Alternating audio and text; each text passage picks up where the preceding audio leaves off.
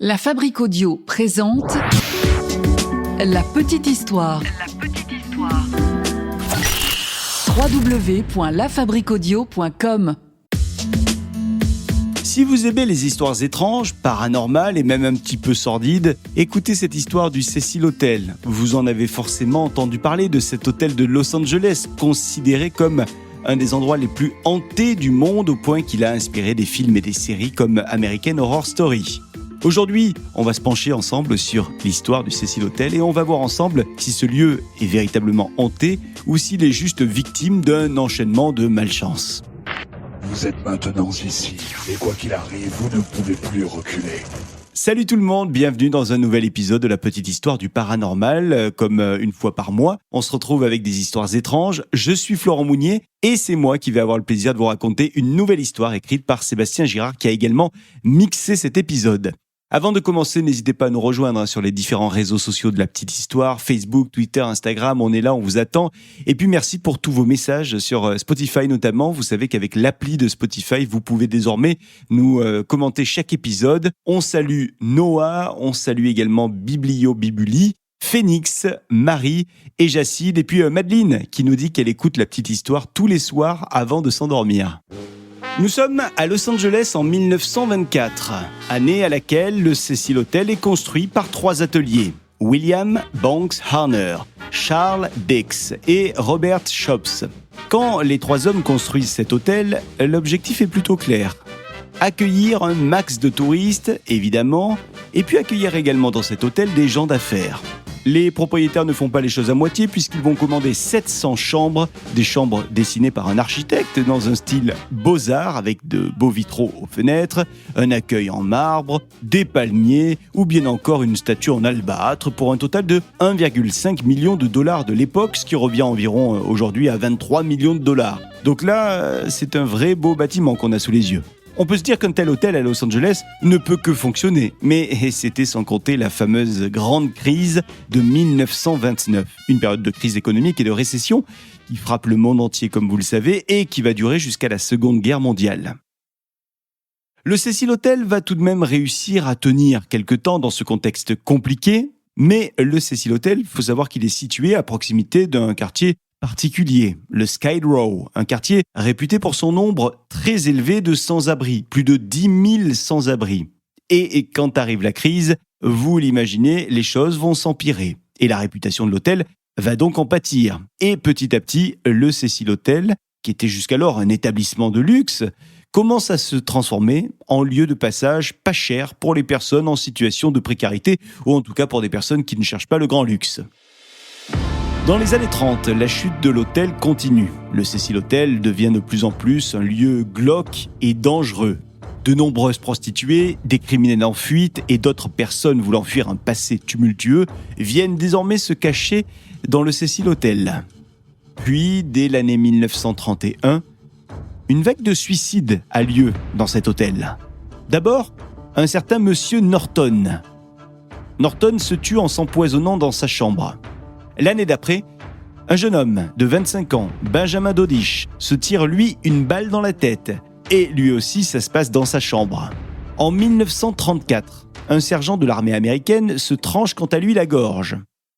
La liste est encore longue, je ne vais pas peut-être toute vous la faire. En tout cas, ce que je peux vous dire, c'est qu'une bonne dizaine de personnes va mourir de façon très bizarre. En 1944, une histoire assez sordide a lieu dans l'hôtel. Un couple réserve une chambre au Cecil Hotel pour y passer la nuit. La femme, c'est Dorothy Purcell. Elle se réveille en pleine nuit, prise de violentes douleurs au ventre. Ça ne va pas du tout pour elle. Alors elle se dépêche d'aller dans la salle de bain et là, l'impensable, elle accouche. Alors qu'elle ne savait pas du tout qu'elle était enceinte. Elle est prise de panique, elle ne sait pas quoi faire et elle va commettre l'irréparable. Elle jette son nouveau-né depuis la fenêtre de l'hôtel. Alors lors de son procès, Dorothy dira qu'on l'a forcée à faire ça. Et très bizarre, son compagnon, qui dormait dans la même chambre de ce même hôtel à ce moment-là, il dit qu'il n'a rien entendu. Et il aurait découvert la scène selon lui seulement le lendemain matin. D'ailleurs, personne dans l'hôtel n'a entendu les cris de panique de la femme en pleine nuit qui venait d'accoucher et de tuer un nouveau-né. Alors Dorothy finit en hôpital psychiatrique. Elle est jugée inapte à aller en prison à cause, je cite, de nombreux problèmes mentaux. L'hôtel a aussi eu un client tristement célèbre, un certain Richard Ramirez. Ramirez, il est connu pour avoir commis une série de 13 meurtres entre 1983 et 1984. Et au moment des faits, eh bien, devinez quoi, Ramirez séjournait au Cecil Hotel. Oui, mais l'histoire la plus étrange, c'est quand même celle qui a eu lieu, il n'y a pas si longtemps de cela, au Cecil Hotel. Elle est récente cette histoire, vous en avez sans doute entendu parler, ou au moins vous avez vu des vidéos, des caméras de surveillance qui ont fait le tour du monde sur Internet. On est en janvier 2013, Elisa Lam, c'est une étudiante canadienne de 21 ans, vient d'arriver à Los Angeles. Elle est là dans le cadre d'un voyage, elle est seule, elle vient pour découvrir la ville. La jeune femme est tous les jours en contact téléphonique avec ses parents. Elle leur dit ce qu'elle fait, elle commente ce qu'elle voit, elle leur dit comment se passe son voyage, qui elle rencontre.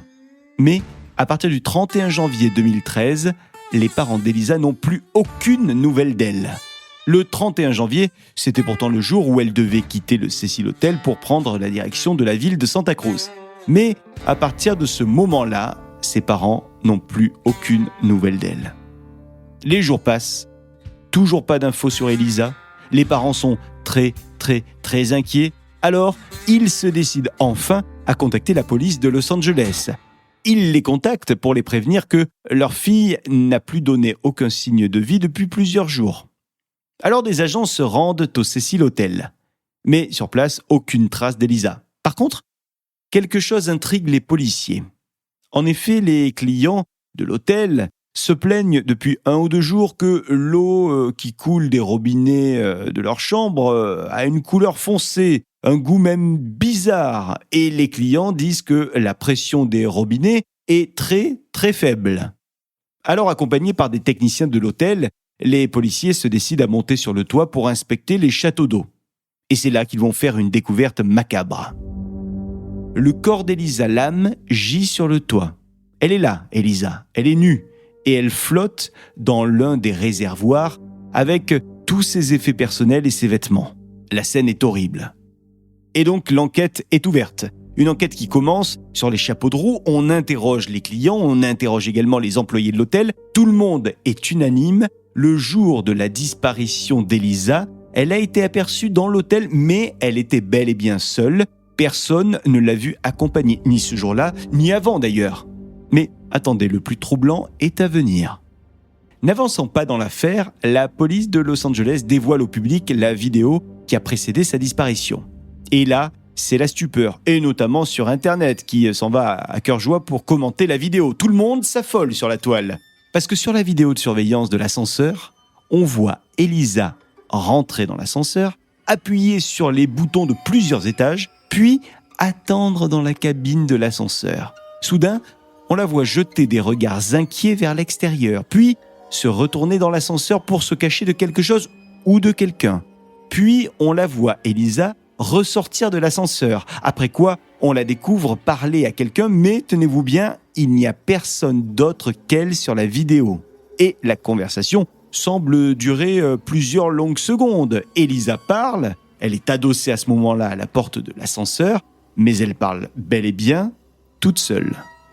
Alors au bout d'un moment, Elisa disparaît du cadre de la vidéo, les portes de l'ascenseur, elles, se referment et l'ascenseur part, mais sans Elisa. Et là, c'est la dernière fois qu'on voit Elisa Lam vivante. Personne ne l'a plus vue entre ce moment et le moment de la découverte de son cadavre.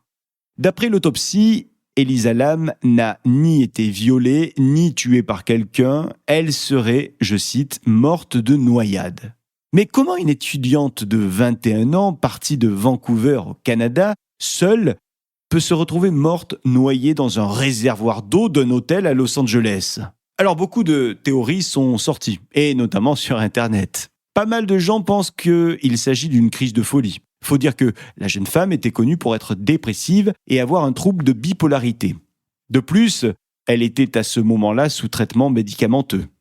Selon sa famille, la jeune femme n'avait jamais eu d'antécédent de tentative de suicide et elle n'avait jamais même évoqué l'idée d'un jour se donner la mort. Un rapport avait quand même mentionné qu'Elisa avait déjà disparu plusieurs fois du jour au lendemain, et sur son blog, Elisa avait écrit des articles dans lesquels elle expliquait qu'elle se sentait, je cite, complètement perdue et sans but suite à sa rechute et sa dépression. Une dépression l'obligeant à retarder d'ailleurs sa rentrée scolaire d'1 an. D'autres personnes pensent que la dépression n'a rien à voir dans cette histoire et qu'il s'agirait d'un meurtre non élucidé. Mais pour beaucoup, la disparition d'Elisa serait due à des entités, des fantômes malveillants qui pousseraient les gens au fil des années à se suicider ou à commettre des meurtres dans cet hôtel. L'hôtel serait donc, selon eux, maudit depuis sa création. Alors, que s'est-il vraiment passé pour Elisa ? Eh bien, encore aujourd'hui, on ne le sait pas vraiment. Les médecins ont finalement conclu à une mort par accident, mais tout ce qu'on sait, nous, c'est qu'Elisa Lam est une de plus dans la longue liste des morts inexpliquées au sein du Cecil Hotel. Voilà pour cette petite histoire sur le Cecil Hotel de Los Angeles, ce lieu maintenant célèbre qui a aujourd'hui changé de nom et qui, a priori, depuis 2013, n'a plus connu de meurtre ou d'autres suicides non résolus. Beaucoup de fans de paranormal se rendent désormais dans cet hôtel espérant y rencontrer des fantômes ou d'autres âmes tourmentées, et l'hôtel a d'ailleurs servi d'inspiration pour la saison 5 de la série American Horror Story en 2015, une série d'ailleurs que je vous invite à regarder si vous aimez le surnaturel et l'étrange. Cet épisode a été écrit et mixé par Sébastien Girard. J'ai eu le plaisir de vous le narrer. N'hésitez pas à le partager autour de vous et n'hésitez pas également à nous donner votre avis sur cet épisode. Quant à nous, on se retrouve la semaine prochaine pour un nouvel épisode de La Petite Histoire. La Fabrique Audio présente La Petite Histoire.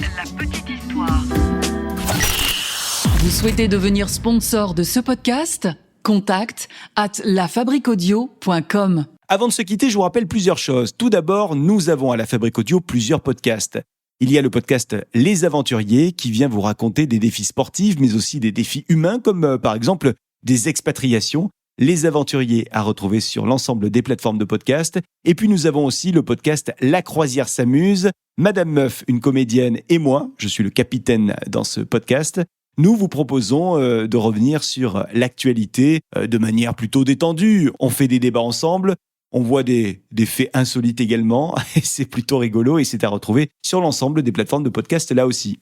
Vous êtes une entreprise, vous êtes un lieu, vous êtes une marque, une collectivité, une association, vous souhaitez que nous créons ensemble un contenu audio à votre image, ça peut être une web radio ou un podcast, n'hésitez pas à nous solliciter, on vous attend via les mails contact@lafabriqueaudio.com, la fabrique avec un K.